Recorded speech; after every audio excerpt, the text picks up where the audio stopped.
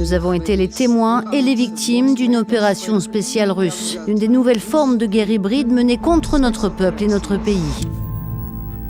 Si l'Ukraine est le principal champ de bataille dans la guerre entre l'Occident et la Russie, la Géorgie, petit pays de 3,8 millions d'habitants niché dans le Caucase, semble pour l'instant épargné par les combats. Ou presque, car un autre type de conflit semble y faire rage sur le terrain politique, et il risquerait bien de sceller la destinée du pays de Saint-Georges. Que se passe-t-il en Géorgie ?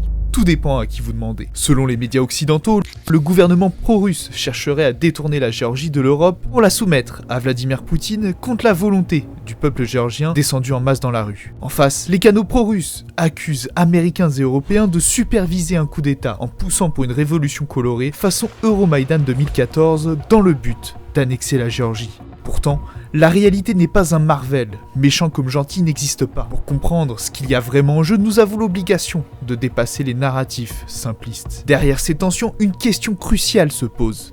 La Géorgie doit-elle choisir son camp ? Est-elle déjà à la merci de Poutine ? Ou connaîtra-t-elle le destin funeste de l'Ukraine ? En Géorgie, il y a deux types de partis politiques, celui au pouvoir et tous les autres qui veulent le renverser. Pour comprendre cette scène politique fracturée, commençons par ôter le masque qu'on a mis sur le parti au pouvoir afin de révéler son vrai visage. Le Rêve géorgien est le parti que tous les médias qualifient aujourd'hui de pro-russe. Il dirige le pays depuis 2012. Son fondateur, Bidzina Ivanishvili, est un milliardaire qui a su tirer profit du Far West qui était la Russie des années 90 pour bâtir sa fortune. Proche de la clique de Mikhail Khodorkovsky, il quitte la Russie en 2002, arrive en France, puis rentre en Géorgie après l'arrivée de Vladimir Poutine. Avant de partir, il a pris soin de vendre ses actifs et d'empocher ses profits alors que le Kremlin mettait fin à la récréation en resserrant son contrôle sur les oligarques. En 2012, le milliardaire se lance en politique et fonde son parti, le Rêve géorgien. Il apparaît alors comme l'homme providentiel venu réformer le pays en mettant fin à la domination de Mikhail Saakashvili, entaché par des scandales d'abus de pouvoir et de torture en prison. This is victory. In Georgia, people victory. We are so happy. I can speak. Comme le souhaitait le peuple, Ivanishvili est parvenu à concrétiser la première alternance démocratique de l'histoire du pays. Il est devenu Premier ministre pendant 13 mois avant de se retirer de la vie politique. Ce parti au pouvoir mène une politique équilibrée et pragmatique, aussi bien sur le plan économique que diplomatique. Il assure que son objectif est de poursuivre l'ouverture de la Géorgie vers l'Europe et vers l'Occident, mais que dans le même temps, en cas de victoire, il continuera la politique de normalisation avec la Russie.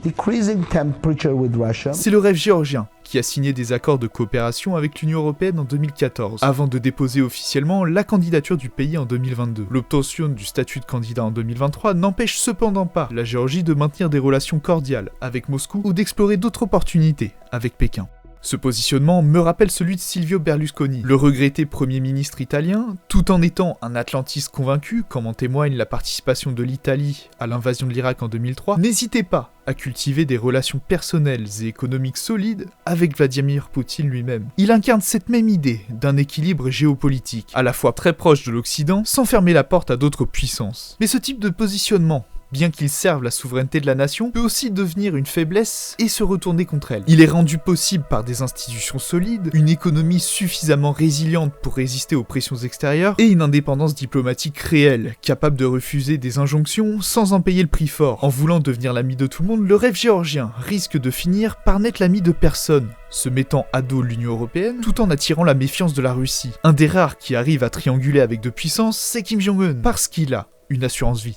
Cet équilibre nourrit aussi les critiques de l'opposition qui diabolise le parti, en cheval de Troie pro-russe. Pourtant, nous l'avons vu, cette caricature ne correspond pas aux faits. Au cœur de ces tensions, Bidzina Ivanishvili, le fondateur du parti, demeure une figure clé. Bien qu'officiellement retiré de la politique, il est perçu par ses opposants comme le véritable dirigeant du pays, tirant les ficelles dans l'ombre et orchestrant chaque décision majeure. Avant de plancher sur le profil des opposants, focalisons-nous un petit instant sur Irakli Kobaridze. Si Ivanishvili a façonné le parti, c'est aujourd'hui Kobaridze, Premier ministre depuis 2024, qui l'incarne. Son CV se révèle plutôt intéressant pour un supposé pro-russe. Âgé de 46 ans, docteur en droit formé en Allemagne, il a travaillé pour des institutions internationales comme USAID et la UNDP avant d'entrer en politique en 2015. Élu député en 2016, il arrive à la tête du gouvernement en février 2024. Moqué par l'opposition qui le considère comme la marionnette d'Ivanishvili et comme le laquais de Moscou, Kobaridze revendique au contraire un leadership pragmatique. Souvent oublié, son passé de représentant au Conseil de l'Europe l'Europe et sa collaboration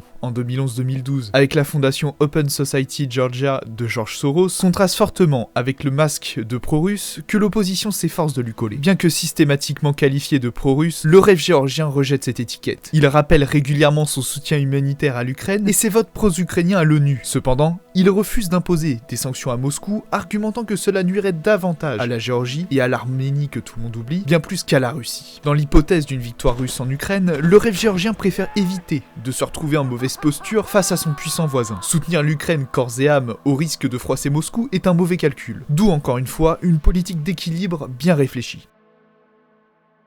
Mais face au Rêve géorgien toujours solide sur ses appuis, l'opposition, malgré ses divisions, s'organise pour le faire tomber. Pour comprendre cette opposition fragmentée, ôtons-lui le masque des gentils qu'elle arbore pour en révéler le véritable visage. En face du parti au pouvoir, l'opposition géorgienne se compose d'un ensemble de 4 coalitions hétérogènes, unies davantage par leur rejet du pouvoir en place que par une vision commune. Malgré leurs différences idéologiques, tous ces blocs partagent un but clair, faire tomber le Rêve géorgien et précipiter l'intégration de la Géorgie dans l'Union européenne, puis dans l'OTAN. Dans cette opposition, la coalition Unité, dirigée par le Mouvement national unifié, se distingue comme la principale force. Ce parti, fondé par l'ancien président Mikhail Saakashvili, a gouverné la Géorgie de 2003 à 2012 avant de perdre sa majorité au profit du Rêve géorgien. Porté au pouvoir par la Révolution des Roses de 2003, il conserve une certaine aura, notamment auprès de jeunes militants de l'opposition. Mais électoralement, le Mouvement national unifié ne s'est jamais relevé des scandales d'abus de pouvoir. Une formation victime de l'usure du pouvoir.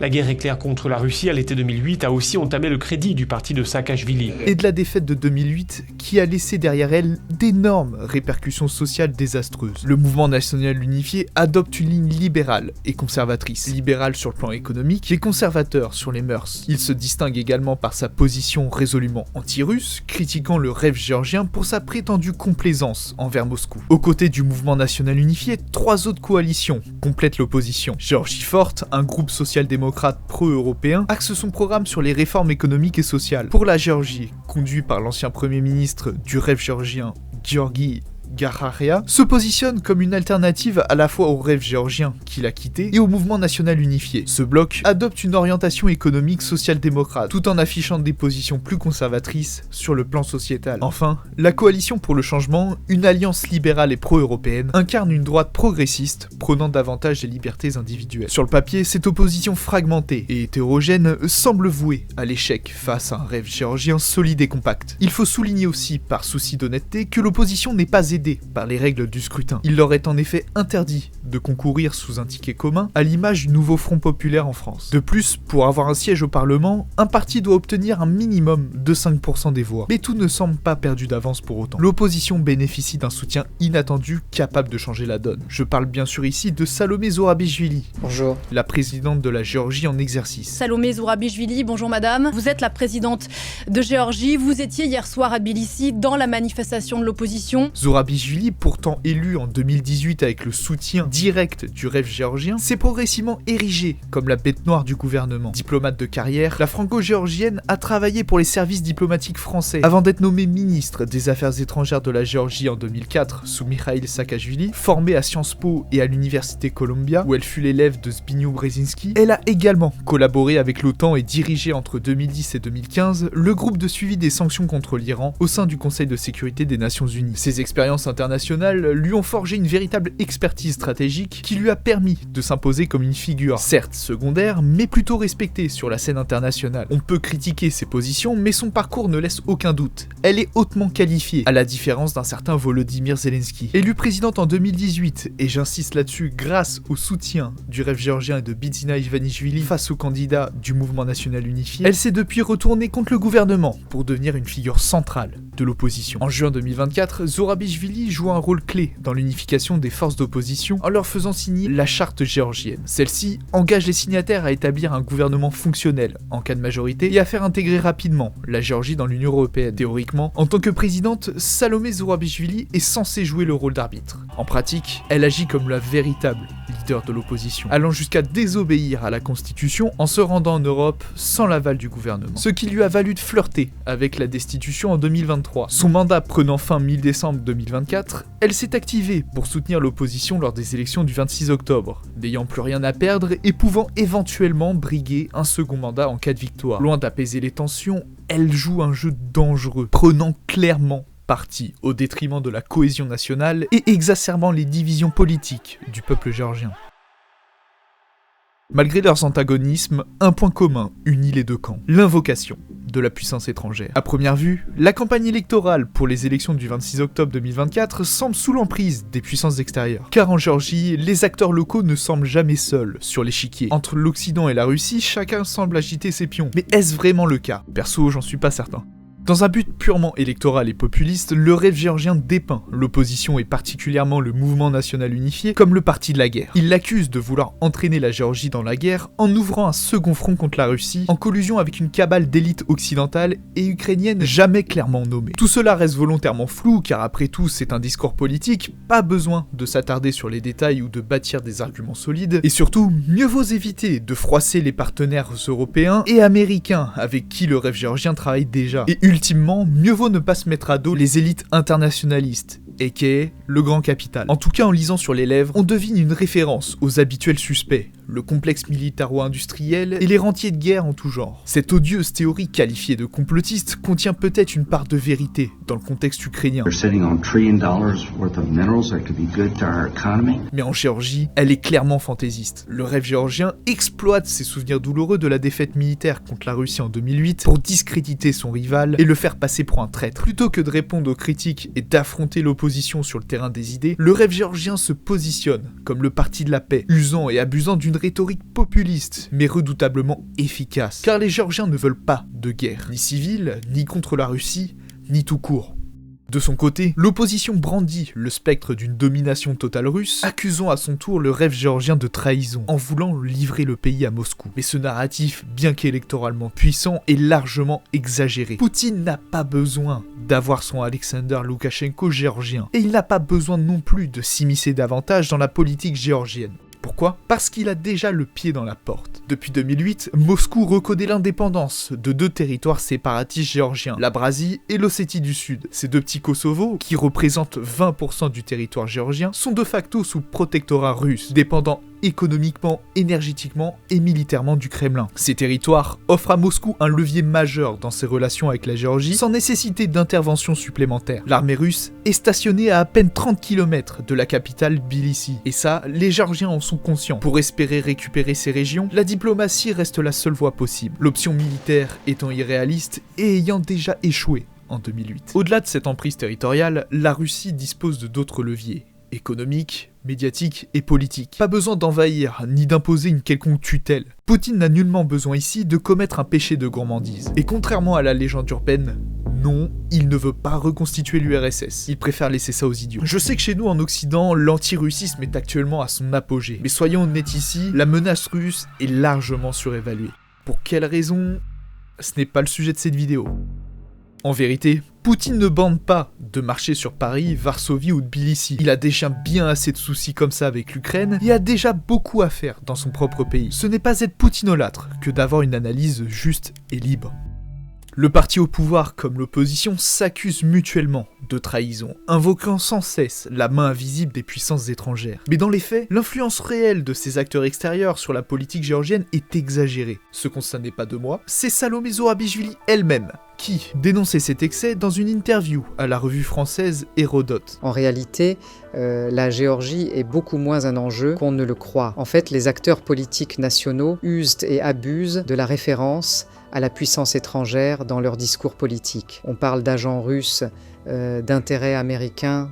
Pour moi, c'est un signe supplémentaire d'un héritage colonial dont il faut sortir. Ironiquement, cet héritage colonial que Zourabichvili critiquait jadis perdure encore aujourd'hui, la présidente n'hésitant même plus à agiter sans vergogne l'épouvantail russe afin de servir ses ambitions politiques. En réalité, les États-Unis, l'Europe et la Russie influencent la Géorgie, mais à des degrés bien plus modestes et avec des ambitions moindres. Les États-Unis et la Russie sont en retrait. Moscou surveille de loin, satisfaite de ses leviers existants. Washington, de son côté, maintient une influence, sans y aller franco, comme en 2003. Se contentant de financer des projets civils et médiatiques, les États-Unis se sont prononcés en faveur de l'opposition, car toute agitation contre la Russie et en faveur de l'Empire est bonne à prendre. Mais le retour de Trump et de sa politique America First pourrait signifier un désengagement relatif dans le Caucase. L'Union européenne, elle, est plus présente sur le devant de la scène, jouant un rôle actif par son soutien politique et ses menaces de sanctions économiques. Mais soyons honnêtes, son engagement bien que vocal reste relatif. L'Europe fait du bruit, mais tous les États membres ne sont pas sur la même ligne. Les États baltes haussent le ton certes, mais la portée de leurs mots est minimale. Avec la Géorgie, la diplomatie européenne ne manque pas cette occasion pour tenter d'exister sur la scène internationale. Malgré sa position stratégique, la Géorgie n'a pas assez d'atouts pour devenir la petite préférée des grandes puissances. Pas de gros cheptels humains à exploiter, ni de grandes surfaces agricoles à s'accaparer, et encore moins de pétrole à pomper. La Géorgie intéresse, oui, on s'inquiète pour elle parfois, mais elle ne mobilise pas tant que ça. Pour l'Europe, comme pour les États-Unis et la Russie, la Géorgie reste une pièce secondaire sur l'échiquier géopolitique. En revanche, les puissances régionales, elles, portent un intérêt beaucoup plus concret, dont personne ne parle. L'Azerbaïdjan, par exemple, a mobilisé les minorités azéries de Géorgie pour soutenir le parti au pouvoir. Bakou mise sur une Géorgie stable et amicale pour sécuriser ses relations économiques et ses infrastructures énergétiques, passant par la Géorgie vers la Turquie. De son côté, l'Arménie, pourtant réalignée sur l'Europe et la France, n'a rien contre un rêve géorgien qui maintient des relations prudentes avec la Russie. Une rupture entre Tbilissi et Moscou isolerait encore davantage l'Arménie et mettrait en péril le corridor géorgien, un axe vital pour son économie et pour contourner l'Azerbaïdjan et la Turquie. Cet enjeu stratégique explique pourquoi, malgré son isolement social, la minorité arménienne en Géorgie supporte le rêve géorgien. Ainsi, l'attention des puissances régionales, Azerbaïdjan et Arménie en tête, est nettement plus marquée que celle des puissances occidentales. Les élections du 26 octobre 2024 sont avant tout un affrontement local entre des factions politiques géorgiennes qui se disputent avant tout le pouvoir. Dans ce contexte, le clivage entre l'Europe et la Russie agit bien plus comme un instrument de communication pour mobiliser les électeurs qu'un véritable enjeu géopolitique. La Géorgie n'est ni le second front rêvé par une cabale occidentale, ni la priorité d'un Vladimir Poutine déjà bien occupé. Elle reste une pièce secondaire sur l'échiquier mondial où les luttes internes comptent beaucoup plus que les influences extérieures.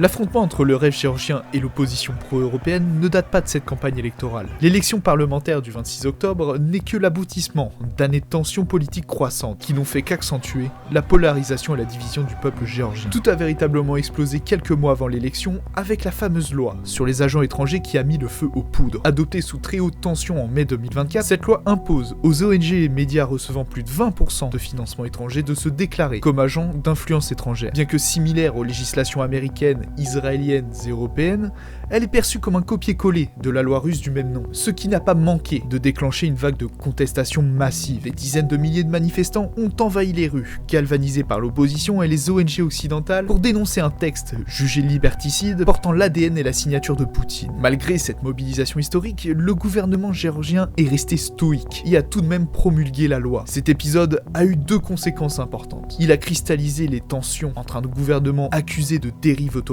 et une opposition se présentant comme le dernier rempart des libertés démocratiques et des aspirations européennes. Mais elle a offert au rêve géorgien une arme populiste redoutable pour dénoncer l'influence étrangère et rallier sa base électorale autour de la défense de la souveraineté nationale. C'est pour ne pas accueillir en son sein une Géorgie souverainiste à la Viktor Orban que l'Union européenne d'Ursula von der Leyen soutient une opposition prête à plus de compromis en échange du pouvoir. Ce climat explosif a propulsé l'élection du 26 octobre bien au-delà des enjeux locaux. Après la trêve estivale, cette élection législative s'est muée en un référendum, forçant le peuple à choisir entre l'Europe et la Russie. Dans la soirée du 26 octobre, à la tombée des résultats, ce fut la soupe à la grimace pour l'opposition et ses soutiens. Le rêve géorgien revendique la victoire avec 54% des voix, tandis que l'opposition, en cumulant 38% des voix, a réalisé un score largement insuffisant pour renverser le pouvoir, mais suffisant pour contester les résultats. Les accusations de fraude, d'achat de voix et d'intimidation ont fusé immédiatement. L'OSCE, présente sur place, a pourtant validé un scrutin globalement libre, avec un large choix de listes candidates, tout en notant quand même quelques irrégularités. Les journalistes de ces médias ont observé quelques-unes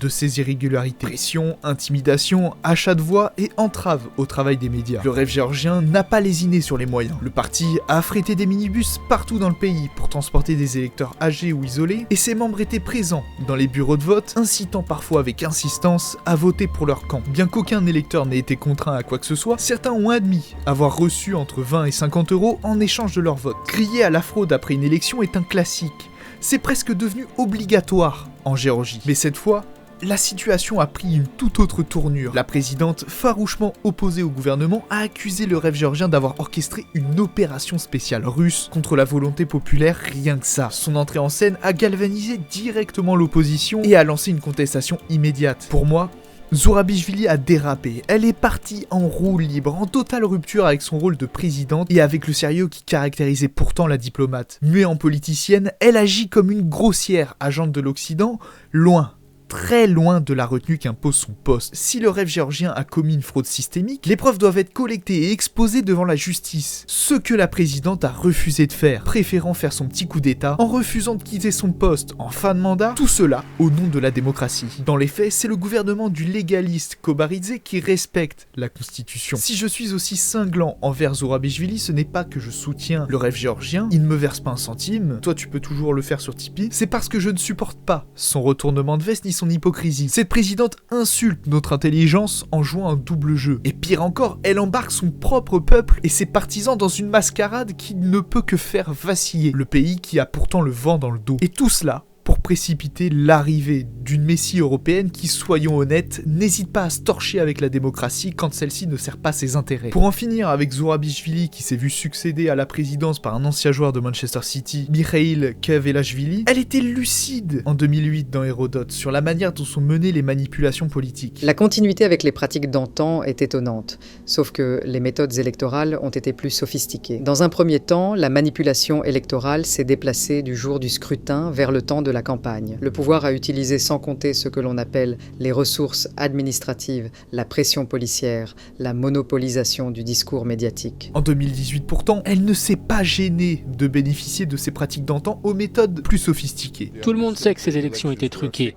Tous les observateurs internationaux le confirment. Nous demandons fermement à rester dans le cadre de la Constitution et de la législation géorgienne. Il y a 6 ans, lors de l'élection présidentielle géorgienne, des soupçons d'achat de vote en faveur de Salomé Zurabishvili ont largement circulé. Plusieurs ONG géorgiennes affirment que des fraudes auraient pu se produire. 9 jours avant le premier tour, une organisation caritative liée au milliardaire a annoncé l'effacement de 560 millions de dollars de dettes de 600 000 Géorgiens, soit 17% des électeurs inscrits. Un acte de charité qui, pour certains acteurs, dont la chef de la mission européenne elle-même, ressemblait étrangement à une tentative d'achat de voix. Des ressources administratives et financières massives ont également été mises en œuvre pour mobiliser les électeurs. Des appels téléphoniques avec un message préenregistré d'Ivanishvili ont spammé les électeurs le jour du scrutin. Une stratégie qui, pour ses détracteurs, montre un contrôle total du processus électoral par l'homme fort du rêve géorgien. Des employés du secteur public auraient été menacés de licenciement s'ils ne soutenaient pas sa candidature. Résultat des courses, Salomé Zurabishvili l'a emporté au second tour avec 59,5% des voix. Mais son rival, Grigol Vachadze, du mouvement national unifié, a refusé de reconnaître sa défaite, dénonçant lui aussi à son époque un vote volé. Au final, aucune preuve formelle de fraude massive n'a été apportée, car comme Zurabishvili l'a justement analysé, la manipulation électorale se déroule pendant la campagne. Et Zurabishvili a le culot de dénoncer 6 ans plus tard les mêmes méthodes douteuses qui l'ont porté au pouvoir et dont l'opposition pouvait très bien faire usage également. Ces élections parlementaires ressemblent à un remake de la présidentielle de 2018. Le résultat fut le même, l'opposition incapable de renverser la table crie à l'injustice et proteste, tandis que le gouvernement du rêve géorgien continue de gouverner selon la constitution le temps que la colère s'estompe. L'ajout de la rhétorique complotiste d'un côté et anti-russe de l'autre n'a rien changé, si ce n'est polariser encore plus l'opinion. Salomé Zurabishvili s'apprête à prendre sa retraite après une ultime mais vaine tentative de rallier un soutien européen à son projet de coup d'état pour sauver la démocratie. On ne peut que lui souhaiter un bon repos. Et leur sentence est irrévocable. Une fois de plus, les rues de Tbilissi se sont gorgées de manifestants, galvanisés par l'opposition et la récente décision du gouvernement de suspendre la candidature à l'Union européenne le 28 novembre 2024. Dans les rues, fusèrent les beaux slogans à base de démocratie, d'Europe et de liberté. Sur Telegram, l'opposition parlait déjà d'une Winter Revolution. Mais à y regarder de plus près, ces manifestations ne furent qu'un rituel politique routinier dont il est de coutume après une élection perdue. Ce qui manque ici, ce ne sont pas les banderoles, ni les feux d'artifice, mais des revendications concrètes émanant de frustrations populaires réelle et non pas d'une vision fantasmée de l'Europe comme dernier espoir après la désillusion américaine post-2003. Les révolutions de couleur ne peuvent fonctionner que si un terreau fertile existe déjà. Ces changements de régime orchestrés par les États-Unis dans l'ancien bloc de l'Est au début des années 2000 sont bien documentés. La politique américaine au Kyrgyzstan, c'est d'exporter l'économie de marché dans l'intérêt des États-Unis.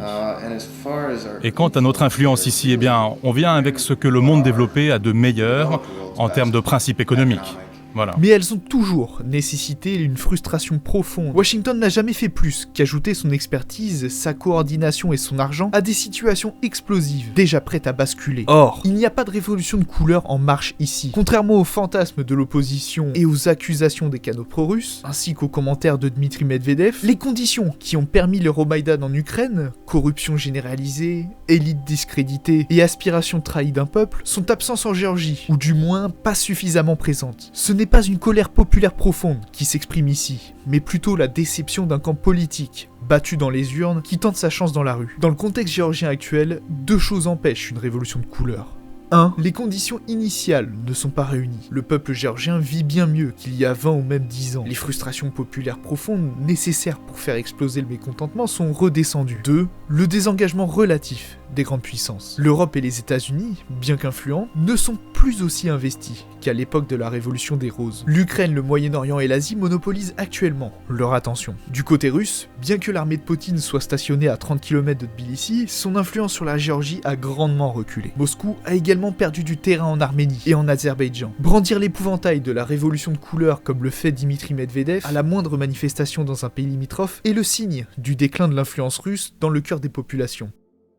En réalité, ce tableau géorgien reflète un paysage politique emprisonné dans une boucle temporelle. D'un côté, le rêve géorgien, grand parti populiste, structuré et méthodique, de l'autre, une opposition fragmentée qui préfère la rhétorique émotionnelle à une stratégie gagnante sur le long terme. Au lieu de viser un coup de force électoral ou insurrectionnel, l'opposition devrait se concentrer sur la construction d'un véritable grand parti, avec des bases solides, un soutien populaire durable et un programme clair. Tant qu'elle restera dans l'émotion et le court-termisme imposés par le calendrier électoral, elle ne pourra pas rivaliser avec le 4-3-3 compact et bien discipliné du rêve géorgien. Et puis il y a l'Union européenne. Perçue avec des étoiles dans les yeux par les jeunes générations géorgiennes, elle mérite cependant d'être critiquée. Certes, elle promet des avantages indéniables, mais à quel prix ? Sa conception de la démocratie, thème cher aux manifestants géorgiens, est souvent à géométrie variable, comme on le voit en Roumanie. L'Union européenne impose aussi des conditions qui pourraient brider la souveraineté géorgienne. Un peuple qui a mis des siècles à retrouver son indépendance acceptera-t-il vraiment sans broncher toutes les normes aberrantes, tout droit sorties du chapeau des eurocrates de Bruxelles ? Perso,